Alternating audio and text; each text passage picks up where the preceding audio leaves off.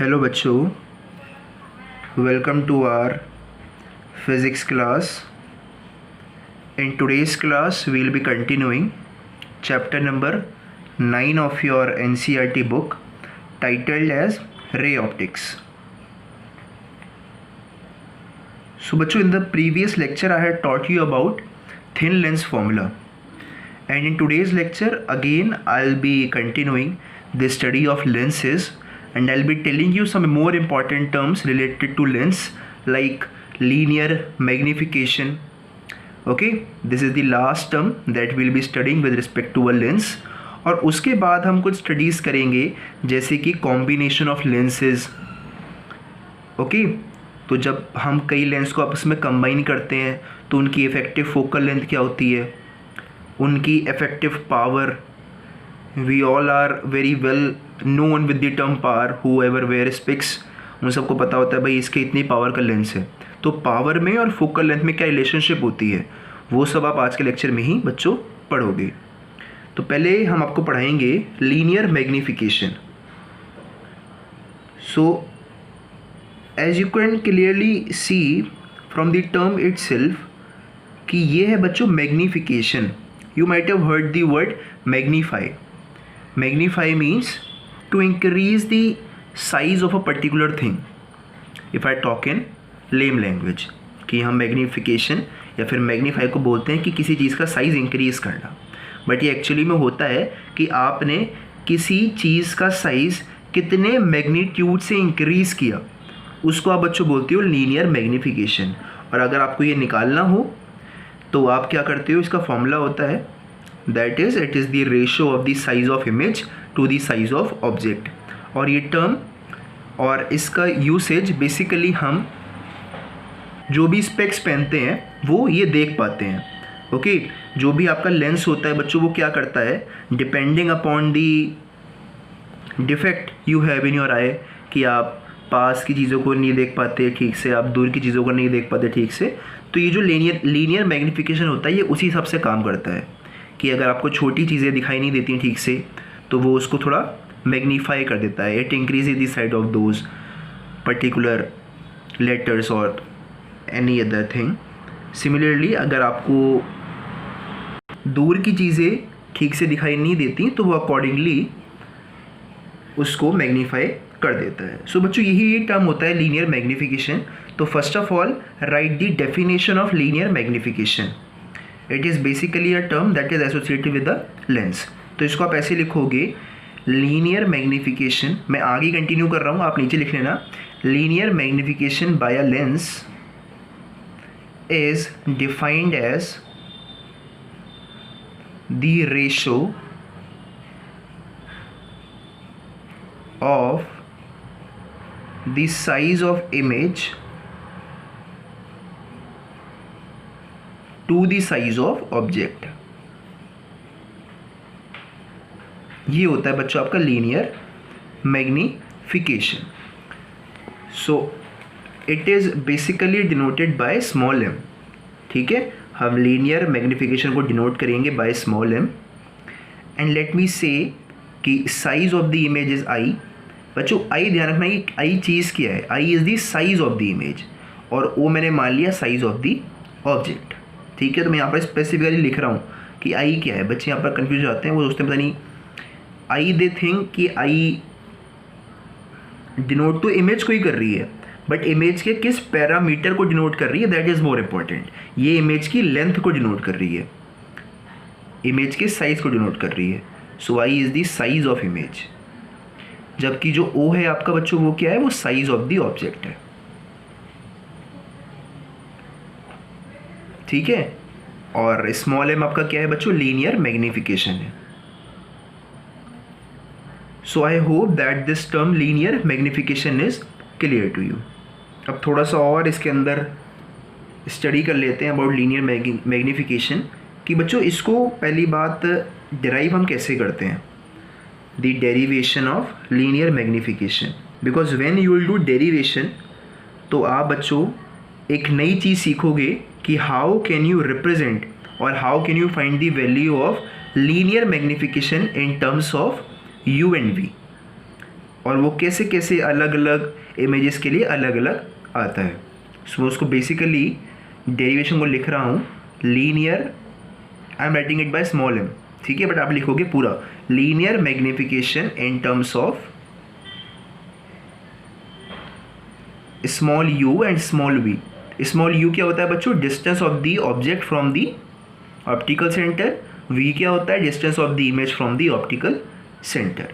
तो मैं आपके सामने एक लेंस रख रहा हूँ और इसमें हम क्या कर रहे हैं, एक ऑब्जेक्ट की मैग्निफिकेशन को मेजर कर रहे हैं। So this is my focus, let me say this is my object A B. तो हम यहाँ से दो लाइट रेज को बेसिकली पास करवाते हैं। It will go through this focus whereas the other light will pass through the optical centre and cut this light ray somewhere, and this is my image, an inverted image. This is a dash and this is b dash. Okay, so I hope कि आपको बच्चों ये diagram अच्छे से clear है। I had taught you in the previous lecture कि आप कैसे इसको प्लॉट करते हो। Distance of the object from optical centre हमने मान लिया स्मॉल u है। Distance of image from optical centre हमने मान लिया बच्चों स्मॉल v है।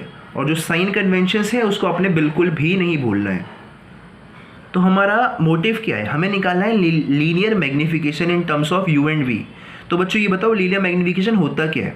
It is simply the ratio of the size of image and object, ठीक है। तो यहाँ पर बताइए साइज ऑफ ऑब्जेक्ट क्या है इस डायग्राम के अंदर? Tell me what is the size of object. तो आप कहोगे सर ए बी हमारा साइज ऑफ ऑब्जेक्ट है, जबकि ए डैश बी डैश हमारा साइज ऑफ इमेज है।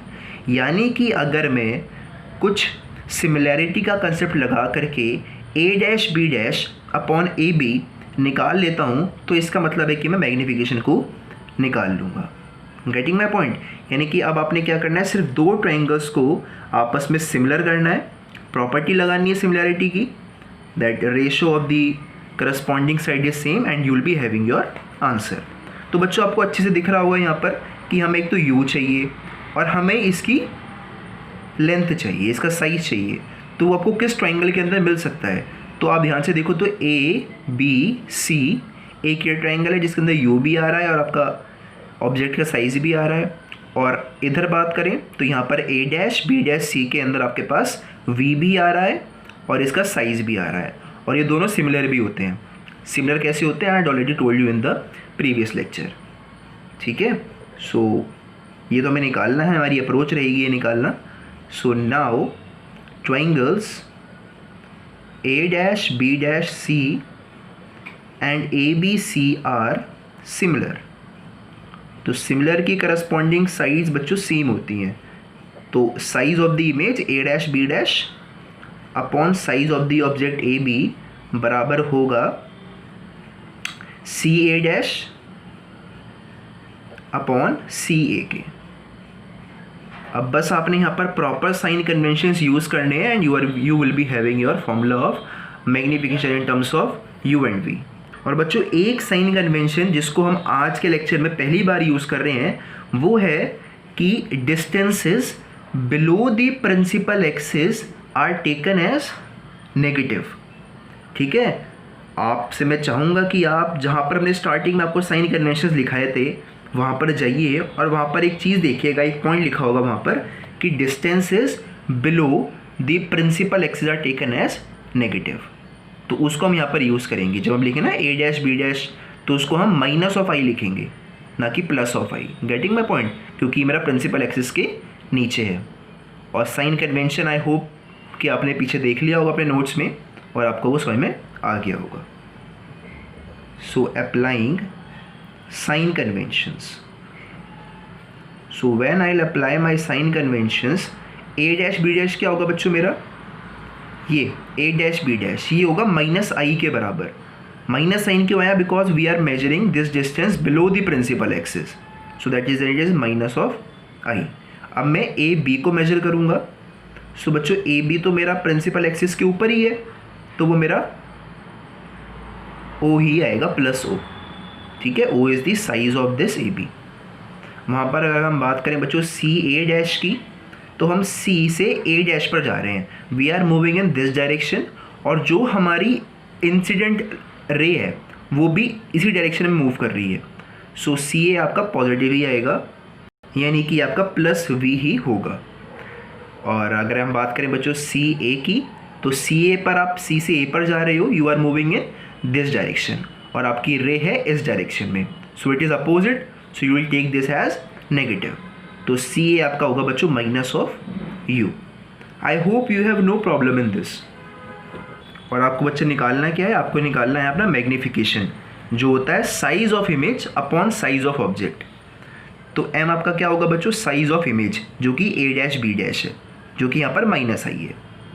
ठीक है, तो minus I upon size of object, जो हमने यहाँ पर ओ लिया है। तो ये हमारा किसके बराबर होगा, ये बराबर है बच्चों v अपॉन माइनस यू के। यानी कि आप लिख सकते हो कि आपका मैग्नीफिकेशन की वैल्यू होगी minus of v by u, यानी कि यहाँ पर जो मैग्नीफिकेशन है वो बच्चों नेगेटिव है।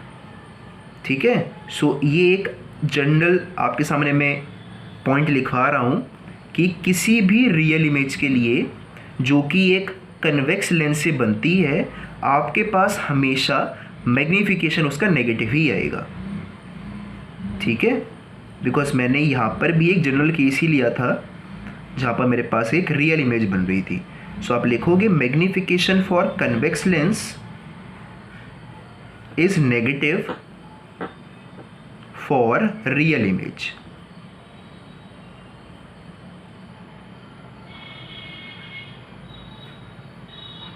और वहीं पर अगर मैं बात करूं बच्चों कन्वेक्स लेंस की ही, कि जब कन्वेक्स लेंस के अंदर आपके पास एक वर्चुअल इमेज बनती है, उस समय पर आपका मैग्नीफिकेशन पॉजिटिव होता है।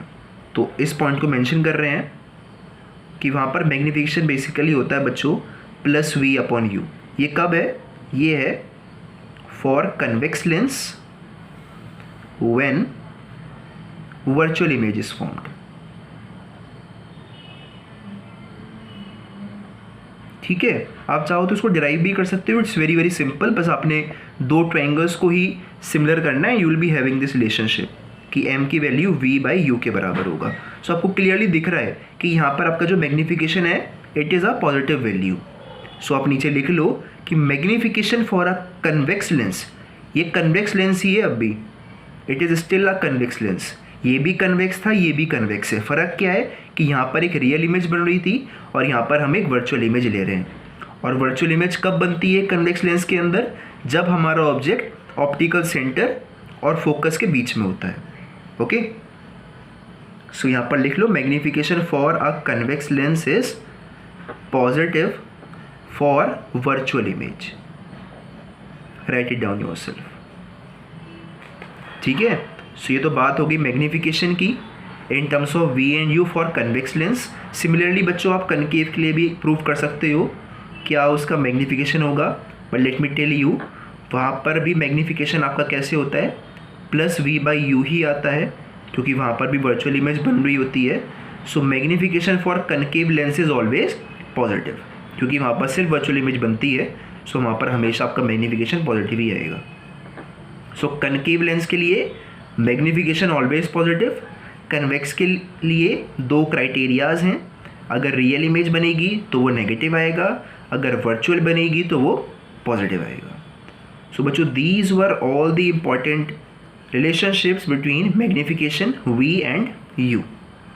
और बच्चों अगर आप चाहो तो मैग्नीफिकेशन को फोकल लेंथ के टर्म्स में भी आप एक्सप्रेस कर सकते हो। Let me tell you how will you express magnification in terms of focal length, क्योंकि ये न्यूमेरिकल्स के लिए इंपॉर्टेंट है। ये सारी बातें ना, ये फॉर्मूलाज, ये सब न्यूमेरिकल्स के लिए इंपॉर्टेंट हैं। साथ ही में आपको पता होना चाहिए कि आप मैग्नीफिकेशन को इन टर्म्स ऑफ फोकल लेंथ भी रिप्रेजेंट कर सकते हो। देखो आपको पता होगा, अभी हमने आपको सिखाया था पिछले लेक्चर के अंदर thin lens formula, that told us कि -1 upon u plus 1 upon v की वैल्यू आपके पास 1 अपॉन एफ के बराबर होती है। This you know very well. तो यहाँ से ही बस आप क्या करोगे बच्चों, दोनों तरफ या तो u से या फिर v से मल्टीप्लाई कर दो। यहाँ भी u से मल्टीप्लाई कर दो, वहाँ भी u से मल्टीप्लाई कर दो। सो आपके पास एक रिलेशनशिप आएगी और वो एक ऐसी रिलेशनशिप होगी जिससे आपके पास f और u आएगा। अगर आप बच्चों u से मल्टीप्लाई करोगे सो आपके पास ये फॉर्मूला मैग्नीफिकेशन का आएगा in terms of f and u. अगर आप इसको वी से मल्टीप्लाई करोगे तो आपके पास फॉर्मूला आएगा magnification in terms of we and f. तो मैं आपको एक करके दिखा रहा हूँ, मैं multiplying both sides by u. तो जब मैंने मल्टीप्लाई किया तो देखो u अपॉन यू कट गया, मेरे पास आया -1 प्लस ये क्या आया, u बाई वी आया। This is equal to u by f. ठीक है, इस -1 को उधर ले आइए, सो आपके पास आएगा कि u बाई वी की वैल्यू आपके पास होगी बच्चों u बाई एफ प्लस 1। और बच्चों मेरे को ये बताओ कि आपका m किसके बराबर होता है। m basically v by you होता है। यहाँ पर हमारे पास क्या है, u बाई वी है, यानी कि आपने जस्ट इसका रेसिप्रोकल करना है, आपके पास आपका आंसर आ गया। So just reciprocate all the terms, you will be having your answer. तो उससे पहले एलसीएम ले लेते हैं यहाँ पर। तो आपके पास u बाई वी ही मैं लिख रहा हूँ, अभी सिर्फ एलसीएम ले रहा हूँ यहाँ पर, वो होगा u plus F upon f के बराबर।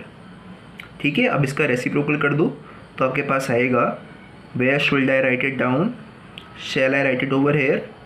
मैं उसको बच्चों यहाँ पर लिख रहा हूँ, इसको सिर्फ रेसिप्रोकल कर रहा हूँ, आप खुद भी लिख सकते हो। v ऊपर आ जाएगा, u नीचे पहुँच जाएगा, जो यहाँ नीचे था वो ऊपर आ जाएगा, यानी कि f ऊपर आ जाएगा, और जो ऊपर था वो नीचे पहुँच जाएगा, यानी कि u प्लस एफ नीचे आ जाएगा।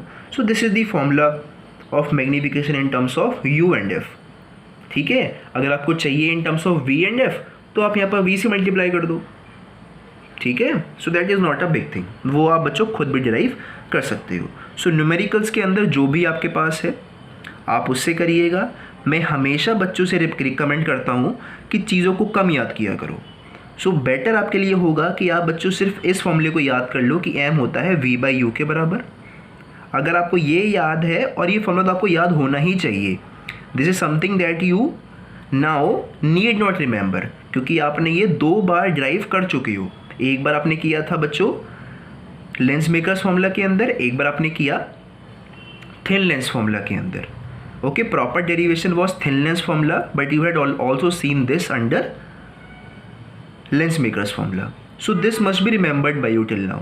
तो अगर आपको ये और ये याद है, और आपको मान लेते हैं एग्जाम के अंदर f दे रखा है और v दे रखा है, u नहीं दे रखा, सो आप बच्चों u को कैलकुलेट कर लो इस फॉर्मूले से। क्या बड़ी डील है, there is not a big deal in that. Okay, और ध्यान रखना कि अगर रियल इमेज बन रही होगी तो जो भी है उसको नेगेटिव कर देना, अगर वर्चुअल बन रही होगी या फिर कनकेव लेंस से बन रही होगी तो एज इट इज आपका आंसर रह जाएगा। सो बच्चों मैग्नीफिकेशन के अंदर इतना ही था। Now we'll move on to power of a lens, कि पावर ऑफ अ लेंस से हम क्या समझते हैं, उसको हम कैसे डिटरमाइन करते हैं। तो बच्चों पावर ऑफ लेंस एक बहुत ही सिंपल सा टर्म है। It is simply the reciprocal of the focal length of the lens. आपको देखो फोकल लेंथ निकालना बहुत ही अच्छे से आता है। You have several formulas by which you can calculate focal length. तो पावर क्या है, जस्ट उसका रेसिप्रोकल है, यानी कि अगर आपको फोकल लेंथ मालूम है तो आप उसका 1 अपॉन कर दीजिए, you will be having the power of the lens. So let's define it out. So it is simply the reciprocal of the focal length. बस एक बात यहाँ पर इम्पॉर्टेंट है कि भाई फोकल लेंथ को मेजर करने की कई सारी अलग अलग यूनिट्स होती है। सो हमारा पावर किस यूनिट को लेकर के फोकल लेंथ को लेता है? सो बच्चों वो लेता है फोकल लेंथ को मीटर्स के अंदर। सो this is the most important point to note down. मैंने उसको यहाँ पर लिख भी दिया है, एक्सप्रेस्ड इन मीटर्स। ठीक है, it's a very very important point to note down. इसको आपने नहीं भूलना न्यूमेरिकल्स के अंदर स्पेशली। वो यहाँ पर आपको कंफ्यूज करने की कोशिश करेगा एग्जामिनर कि वो फोकल लेंथ को हो सकता है आपको दे दे सेंटीमीटर्स के अंदर। सो आपने उस सेंटीमीटर को पहले कन्वर्ट करना है मीटर के अंदर। ठीक है, उसके बाद उसका रेसिप्रोकल निकालना है, तभी आपके पास सही वैल्यू आएगी बच्चों पावर ऑफ अ लेंस की। Otherwise you will be having a wrong value of power of a lens. ठीक है, और अगर हम बात करें इसकी SI यूनिट की, सो SI unit of the power of a lens is dioptre. This is the SI unit of power of a lens. If I talk about its formula, first of all it is represented by capital P and is equivalent to 1/f, where f is the focal length. Focal length किस में बच्चों? ये metres में है. मान लेते हैं आपको फोकल लेंथ दे रखी है सेंटीमीटर के अंदर, तो फॉर्मूला हो जाएगा 100/f, जब f हमारा सेंटीमीटर्स में होगा. तो अब बच्चों अगर आपको याद हो तो जो लेंस मेकर्स फॉर्मूला था उसकी फॉर्म याद करिए और उसको लिखिए एक बार अपने इसके नीचे just. So lens makers formula was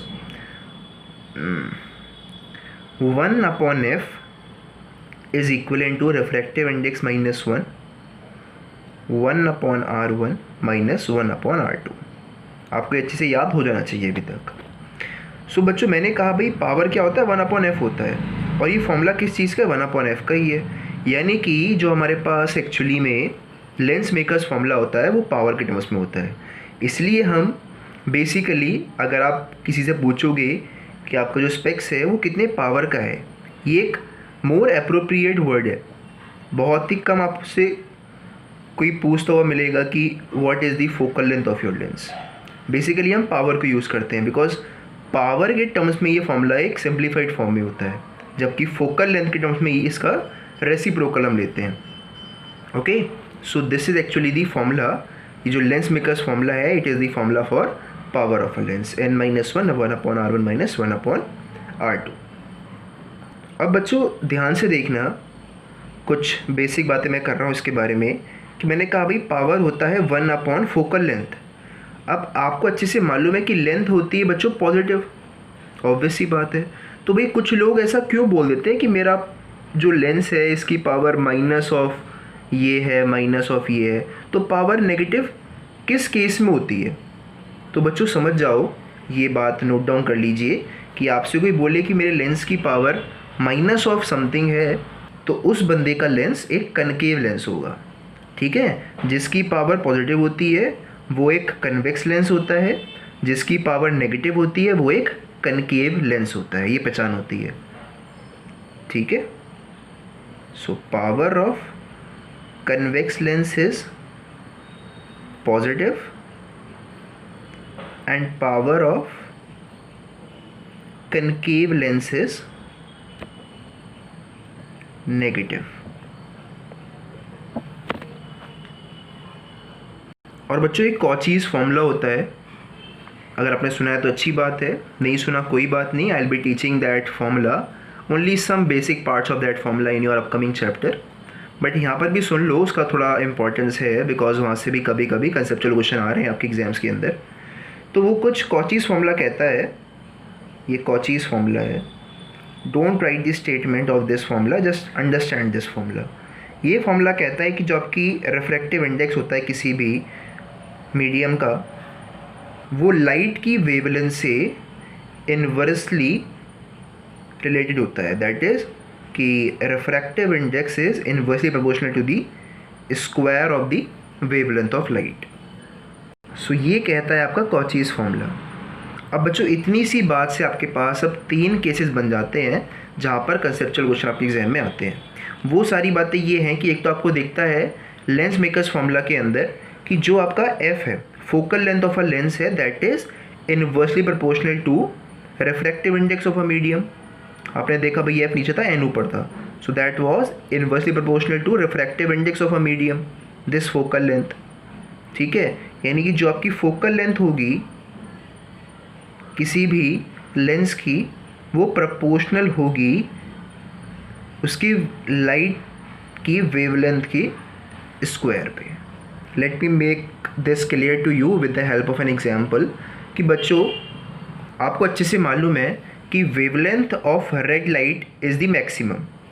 ठीक है, तो मैं दो को कंपेयर कर रहा हूँ. लेट मी से I have a red light, I have a blue light.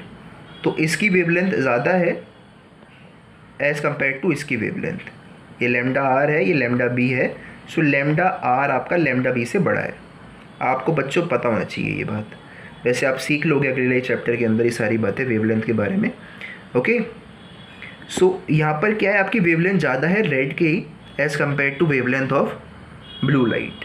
So इसी वजह से हम एक बात नोटिस करते हैं, वो बात ये है, आप चाहो तो नीचे लिख सकते हो, I am dictating it out, that wavelength of red light is greater than the wavelength of blue light. ठीक है, therefore the focal length of a lens for red color is more than the focal length of the lens for blue light. ठीक है, focal length of a lens for red light is more than the focal length of the lens for blue light. ऐसा क्यों हुआ? ऐसा बच्चों इस फॉर्मूले की वजह से हुआ. Getting my point. तो इस पर कभी कभी ऐसा क्वेश्चन आ जाता है कि वाई, जो मैंने अभी आपको सेंटेंस बोला ऐसा क्यों होता है, वाई दिस हैपन्स. तो आपको बताना होता है भाई by Cauchy's formula refractive index is inversely proportional to 1/λ² and we know that by Lensmaker's formula कि f is inversely proportional to 1/n. तो आप इसका उल्टा कर दोगे तो आप कहोगे f is proportional to λ². ठीक है, तो ये तो बात होगी बच्चों फोकल लेंथ के बारे में. अब अभी हमने सीखा कि फोकल लेंथ का उल्टा होता है बच्चों आपका पावर ऑफ अ लेंस, यानी कि पावर जो होता है वो 1/f होता है. दैट मीन्स कि जो आपकी पावर होगी बच्चों that will be inversely proportional to the square of wavelength of a light. यानी कि power of a lens for red light is less than the power of lens for blue light. Getting my point कि red light के लिए आपकी power कम होती है as compared to blue light. क्यों? क्योंकि रेड लाइट पे लैम्डा ज़्यादा हो गया तो पावर कम हो गई, ब्लू पर लैम्डा छोटा है तो पावर बड़ी हो गई. So these are some important relationship that you get from Cauchy's formula. ठीक है बच्चों, तो मैं समझता हूँ कि आपको ये सारी बातें अच्छे से क्लियर हो गई हैं. चलो फिर एक बेसिक सा न्यूमेरिकल कर लेते हैं. Not so difficult, I am keeping it very very simple. मैं आपसे कह रहा हूँ खुद करना बच्चों, वीडियो को पॉज करके. Find the nature and focal length of a lens of power +5 dioptre. ठीक है, आपसे किसी ने कहा कि मेरा जो लेंस है उसकी पावर है भाई +5 डायोप्टर. तो आप बताओ उसकी फोकल लेंथ क्या है लेंस की और उसका नेचर क्या है. नेचर का मतलब है कि क्या वो कनकेव लेंस है या फिर कन्वेक्स लेंस है. तो बच्चों आपने पावर का साइन देखते ही पता लगा लेना है कि वो लेंस कैसा है. ये पॉजिटिव है तो ये लेंस कैसा होगा, एक कन्वेक्स लेंस होगा. ये आप इसको देख के ही समझ गए. अब बची बात फोकल लेंथ की, तो पहले ये देख लो कि यहाँ पर आपकी पावर आपकी SI यूनिट में ही है. तो यहाँ पर जो फॉर्मूला होगा फोकल लेंथ का वो होगा 1/p और जो फोकल लेंथ आएगी वो मीटर्स में आएगी. सो ये होगा बच्चों 1/5 metre. So let's convert it into centimetre. So to convert into centimetre will multiply by 100. तो ये आगे बच्चों 20 centimetre.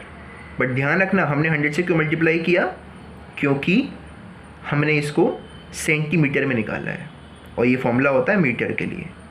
Getting my point. So that is the reason I multiplied this term by 100. So your answer is कि इसकी focal length है 20 centimetre और इसका जो लेंस है वो एक कन्वेक्स लेंस है. So it was a very basic formula just to give you an idea of how conceptual questions come from this section. बाकी इस पर स्ट्रेट न्यूमेरिकल्स भी आते हैं. Okay, now let's discuss lenses in contact. So now we'll be studying thin lenses in contact, जहाँ पर basically हमारा जो मेन एम होगा वो ये पढ़ने का होगा कि जब हम लेंसेज को कांटेक्ट में रखते हैं सो उनकी फोकल लेंथ पर क्या फ़र्क पड़ता है. यानी कि मेरा जो बेसिक एम आप यहाँ पर पढ़ते हो इस बड़े से सेक्शन के अंदर, वो पढ़ते हो सिर्फ और सिर्फ focal length of the combination of lens. इसको आप बच्चों लेबोरेटरीज़ में भी प्रैक्टिकल्स में अपने आपके टीचर्स आपको बताएंगे इसके बारे में, क्योंकि वहाँ पर आपके पास एक प्रैक्टिकल ऐसा भी जहाँ पर आप 2 लेंसेज को एक साथ यूज़ करते हो एक ही एक्सपेरिमेंट में. So first of all try to understand the situation कि हो क्या रहा है. आपके पास बच्चों 2 लेंसेज हैं. Let me say this is my lens 1. See my drawing is not so good, especially ये पेजेस आपस में कॉन्टैक्ट करते हैं while writing, so lens appropriate नहीं बन पाता. ओके, सो ये एक लेंस है, ये दूसरा लेंस है, this is the principal axis, और मैंने दोनों को ही बच्चों कांटेक्ट में रखा है, there is no distance between the two, they are just stick to each other. और मैं ये मान रहा हूँ कि मेरे पास इस लेंथ की फोकल लेंथ जो है, इस लेंस की जो फोकल लेंथ है वो मेरे पास f1 है, और इस लेंस की जो फोकल लेंथ है बच्चों मेरे पास f2 है, और मैं ये मानता हूँ कि मेरा ऑब्जेक्ट यहाँ पर एक पॉइंट ऑब्जेक्ट है, this is my object for this combination of lens. तो बच्चों होगा क्या कि ये जो आपका ऑब्जेक्ट है ये एक लाइट देखो यहाँ पर भेजेगा ना, व्हाट विल हैपन इज़ कि ये जो आपका लेंस है ये इस रे को रिफ्रैक्ट करेगा समवॉट लाइक दिस, ठीक है। सो पहले हम बच्चों ये मान के चलते हैं कि अगर मेरे पास सिर्फ एक लेंस होता ये वाला जिसकी फोकल लेंथ f1 है, तो मेरी इमेज कहाँ पर बनती, ठीक है। So I am forgetting this f2 lens, और मैं अपनी इमेज देखना चाह रहा हूँ कि अगर मेरे पास f2 ना होता तो मेरे पास इमेज कहाँ बनती। तो ये लाइट आगे जाती और कहीं पर टच करती मेरे प्रिंसिपल एक्सिस को, मेरे पास कहीं यहाँ पर मेरी इमेज लेट मी से I1 ऑब्टेन हो जाती। Is this clear to you? But अब क्या हुआ कि मैंने दो लेंसेज को आपस में कांटेक्ट में रखा है, तो ऑब्वियस ही बात है कि जब ये लाइट रे यहाँ से निकली तो यहाँ पर आते ही इसने एक बार और रिफ्रैक्शन को सफ़र किया होगा। The light ray would have suffered refraction once again due to this second lens और फोकल लेंथ f2। सो अब क्या होगा कि ये और रिफ्रैक्ट होगी इस तरह से, और अब ये बच्चों कहाँ पर आके मिलेगी, अब ये कहीं यहाँ पर आती हुई हमें दिखाई देगी। सो this is finally the image that you obtain of this object. यानी कि मतलब मेरा ये है कि अगर मैं एक सिंगल लेंस को यूज़ कर रहा हूँ तो मेरी इमेज यहाँ पर बनती, बट जब मैं एक कॉम्बिनेशन ऑफ लेंसेज को यूज़ कर रहा हूँ तो मेरी इमेज कहाँ पर बन रही है, यहाँ पर बन रही है। अब मैं यहाँ पर इन्हीं कुछ बातों को यूज़ करूँगा और अपनी total focal length of this combination को निकाल लूँगा।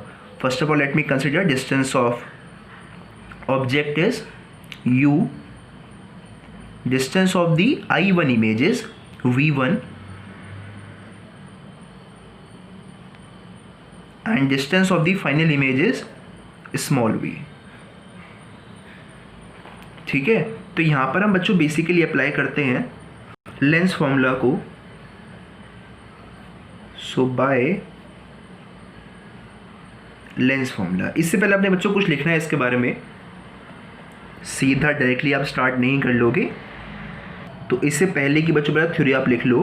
Please write down, consider two thin lens of focal length f1 and f2 respectively placed in contact with each other, full stop.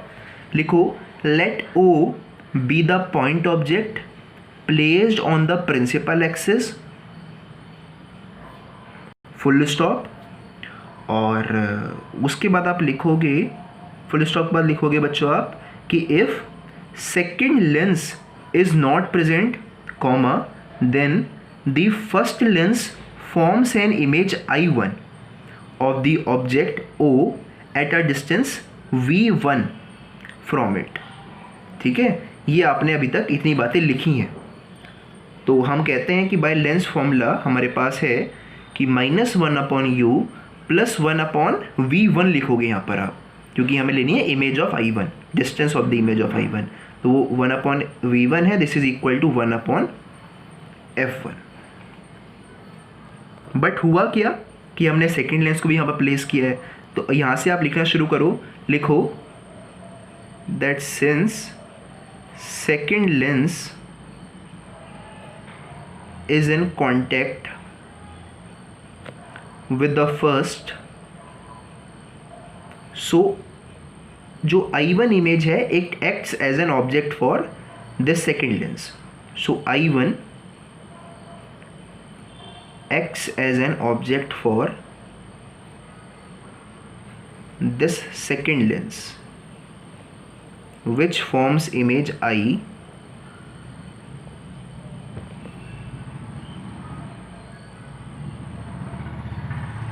at a distance v from it।